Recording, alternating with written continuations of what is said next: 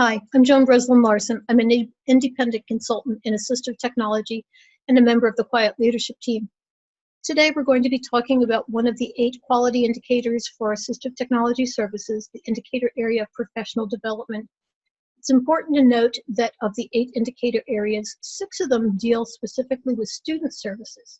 2 of them, administrative support and professional development, deal with the system issues that help the administrator, the educators, and others involved with the student on a regular basis get the quality services they need for assistive technology. Let's get started. This definition of the professional development indicator area has 3 important points. The first point is that assistive technology professional development and training should come out of an ongoing, well-defined, sequential, and comprehensive plan. That plan will help maintain and develop the abilities of individuals all across the organization to participate in the creation and provision of quality AT services. The next important thing is that the goal of assistive technology professional development and training is to increase educators' knowledge and skills in a variety of areas. And the third important thing is that audiences for professional development and training includes the students, parents or caregivers, the special and general educators, and all others who are involved with the student across their learning. There are 7 quality indicators for professional development. Let's take a brief look at those. The first indicator tells us that professional development should support the understanding that AT devices and services help students in achieving goals and making progress in the general education curriculum. Indicator 2 points to a plan for professional development, which identifies the audiences for that professional development, the purpose of the professional development, what activities will be involved, what expected results we have, and what funding is needed to provide that professional development. Indicator 3 tells us that the professional development should support the selection, acquisition, and use of assistive technology devices and services for the student. Indicator 4 reminds us that professional development is aligned with other PD initiatives across the school. Indicator 5 tells us that we should provide ongoing learning opportunities utilizing local, state, and national resources.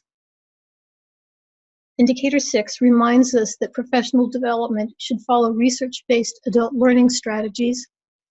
And Indicator 7 finally reminds us that professional development is evaluated by measuring changes that result in improved outcomes for the students. Let's take a look at some big ideas about assistive technology professional development and see how those big ideas can help you in developing your professional development plan. We'll look at the big ideas all together, and then we'll break each one down a little bit. So the first big idea is professional development focuses on student educational progress.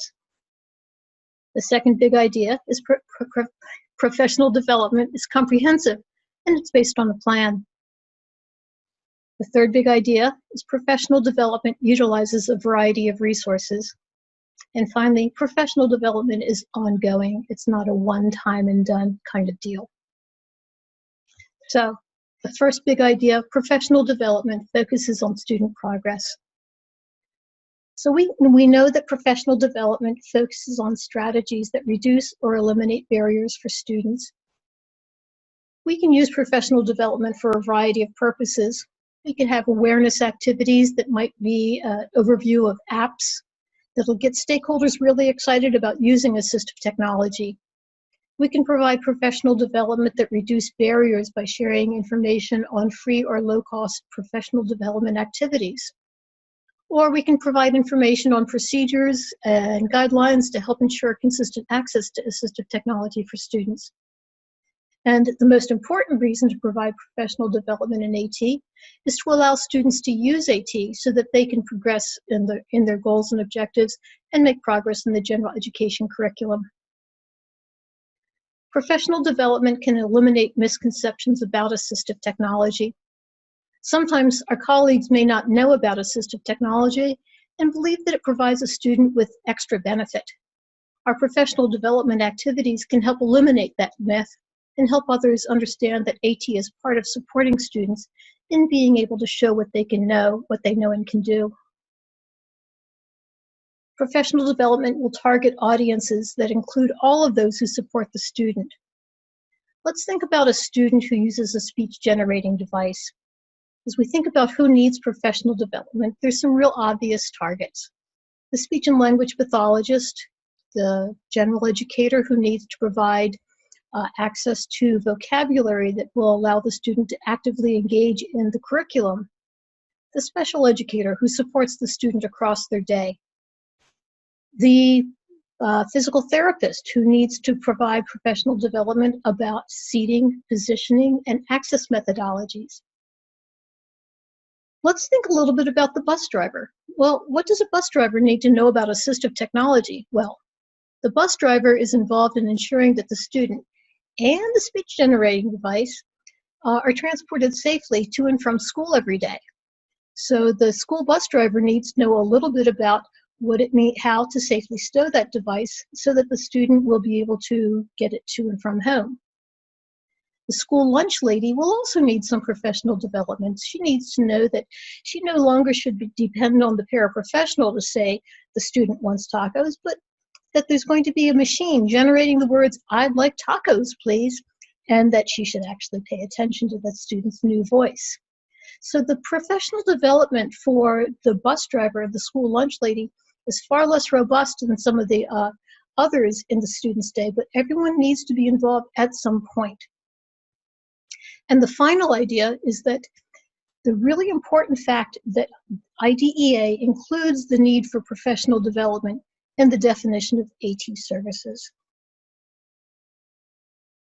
Our second big idea is that professional development is comprehensive and it's based on a plan. The first thing we need to know is that data are collected to determine what professional development is needed. So we need to know what is it that we need to provide that professional development about? What data do we have that shows a need? Based on that data, we develop a plan to support the students in the selection, acquisition, and use of assistive technology.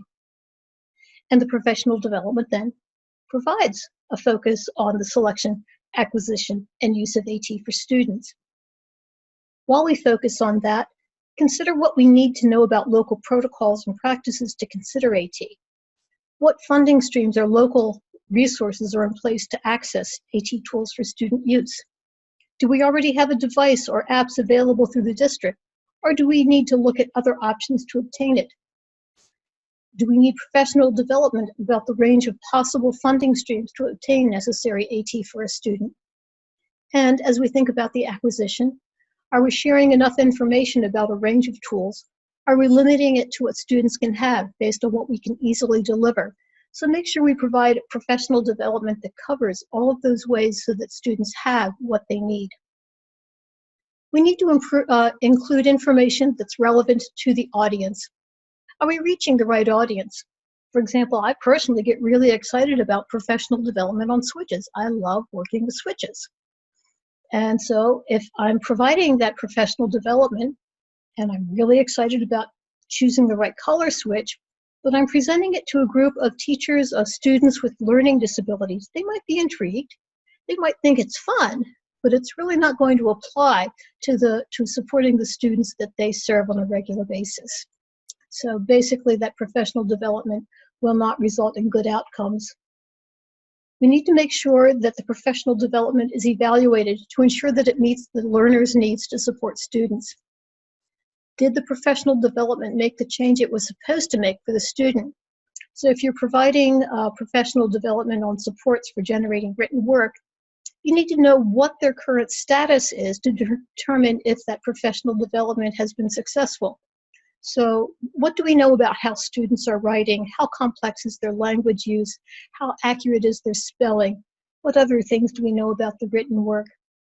After the professional development occurs and the strategies are implemented, do students generate more written work? Are there fewer spelling errors?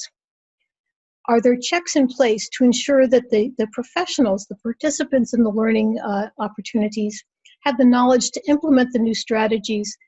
What other supports might they need to include enough time to practice the new skill before they share it with a student? Next big idea is that professional development utilizes a variety of resources, including local, regional, state, or national content. Sometimes the content for professional development is unique to your school. For example, what protocols are used in your building, or how to use a school-wide universally designed app. Or other times, you may need to go outside to get information, or the topic for professional development may be available only from other sources, like your State Department of Education has a new initiative that they need to roll out to you. Sometimes it's important to get information from sources like national or international conferences, or from webinars, like this one, or from print materials. So look to many resources to support your ongoing professional development need. Information should be presented in a range of methods. What kind of activities will be part of that professional development? Will the training be face-to-face or virtual? Will the training be lecture-based or more experiential with the learners interacting with the assistive technology? Using a variety of professional development options may help us to access information on demand. For example, a brief video from an AT vendor may be helpful to show a team at an IEP meeting, to demonstrate the features of a tool that's being considered for a student. We need to think about a range of options, of components, when we think about the range of methods for professional development. Will there be a chance for learner feedback, to ask questions? Where will the training be? Is it a site that's accessible? And think about that particularly when we're thinking about face-to-face and virtual professional development. Is a site arranged in a way that's conducive to learning? Is it aligned to other professional development initiatives? How will the professional development activity contribute to a long-term professional development goal for your program? If the district, for example, is engaged in an initiative for literacy supports, how will you include literacy supports that allow students using AT to participate in this initiative? How will you help other educators know that the students are expected to use that AT to be part of a larger project? And professional development needs to address the strengths and needs of adult learners. Research tells us that adults have several needs in their learning. They want to learn what's important to them right now and what can be applied to their work right now. Adults appreciate experiential learning when they can see how something works. Adult learners want their professional development to be respectful of the time demands on their schedules. So having archived professional development might be an option. Other times we might be challenged by professional development that's only provided during daytime hours when educators are unable to get release time. This might mean that we need to consider something other than or in addition to face-to-face training. We know that adults also have very different learning styles and needs more than the students we serve. Many times adults are most interested in learning a new skill when it specifically benefits them or they have an immediate need. Research tells us that adults need experiential learning so that they can practice something, so a lab might be an option for us. And be sure to provide adult learners with information in a variety of ways to meet their schedules and learning needs. The next big idea is professional development is ongoing. Research tells us that single trainings do not result in change.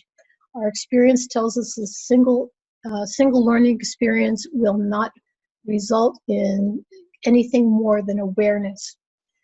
So it does not give us enough information to support an educator in implementing a new strategy. Data on change helps us to drive what happens next. We need to gather data to help us know what learning occurred and what additional needs are. So we'll gather data on what happened as a result of professional development. Now it's nice to know if the workshop participants liked a room, did they like the lunch, but have they used the strategy they learned? What additional training might they need in order to implement that new strategy? Are there barriers that kept them from using that new skill or strategy? The data like that will really help us in planning the next professional development opportunity. Professional development is ongoing and includes coaching and mentoring. Coaching and mentoring are two strategies that can help more effective implementation of new skills to help student achievement. An important part of coaching and mentoring is making sure we have the right people in place to provide that ongoing support when it's needed. Coaches and mentors need unique skills to support the adult learner in ways that are supportive and help the mentee implement the new skill. And educational initiatives impact the need for additional professional development on assistive technology. It's important to align our professional development with other initiatives to better support students in being included in the most integrated setting. The ongoing plan for professional development should be developed with knowledge of the priority areas for the school and should be done in a way to support students with disabilities in being part of that initiative. So what comes next now that we know a little bit more about professional development? Here are some suggested next steps for you. With your team, explore the quiet indicators for professional development in more detail. There are the innovation configuration matrices, which will help you evaluate your practice and determine what changes may be needed. The matrices are aligned to each of the indicators and show us what not really good practice looks like, which will score a 1, moving along a progression to best practice, which is scored a 5. And there are ways to measure your practice using that scale to help figure out what your practice currently looks like and what better practice looks like. You should coordinate with others to develop a comprehensive professional development plan that includes AT. That professional development plan should focus on what supports students' access to effective AT. And utilize resources like professional development and training plan to help ensure that professional development opportunities are effective. Here are some resources for professional development. There's some great free resources available. Many vendors have tool-specific professional development videos and resources. Be aware that these are not going to share broad-based, so you won't go to a vendor to get knowledge about the range of tools and supports that are available. It's going to be specific to that particular tool. But if you want to, for example, share in an IEP meeting, here are some of the features that this tool has that would benefit a student. That's a great way to use those. If you're new to using a specific tool, the vendor resources are also very, very helpful. Vocali has some great webinars which are available on demand. You will need to register for them, but they are free, and they will include clock hours so that you can show that you've engaged in professional development activities. AbleNet University has recorded webinars.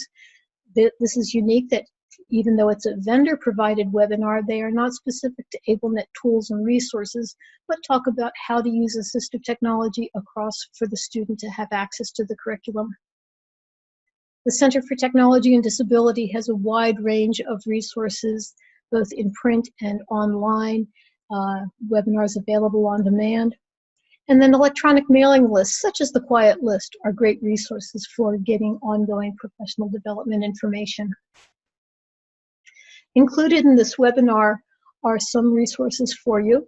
We've included the indicators for professional development and the self-evaluation matrix, which you're encouraged to complete with your team.